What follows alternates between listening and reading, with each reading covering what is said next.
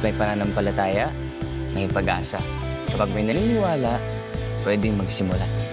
Ilang araw na lang, i-welcome na tayo sa Santo Cristo, ang itinuturing na pinakamakasalanang lugar. Hindi lang comedy pero may aral ding hatid ang pelikulang Samahan ng Mga Makasalanan na perfect ngayong Holy Week. Produced yan by GMA Pictures.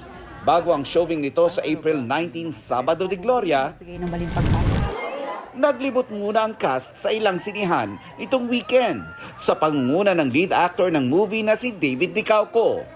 Warm welcome ang ibinigay ng fans. Game ang cast na nakipag-meet and greet at pa-picture. Kaya naman ang ilang fans nag-advance na sa pagbili ng ticket. Kasama rin sa Samahan ng Mga Makasalanan sina Sanya Lopez, Joel Torre, Buboy Villar, Betong Sumaya, Charis Solomon, Lisel Lopez, Jay Ortega, Ewan Micael, at marami pang iba. Isinare din ni David ang kanyang plano ngayong Holy Week. I'll be going to the beach kasama family ko, and then mag-7 churches.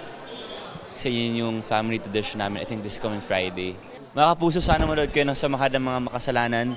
April 19 na yan in cinemas nationwide. Speaking of David, dapat ding abangan ang kanyang music career. Sa May 16 kasi, nakatakdang i-release ang debut single niya na I Think I Love You under Universal Records. Nelson Canlas nagbabalita para sa GMA Integrated News.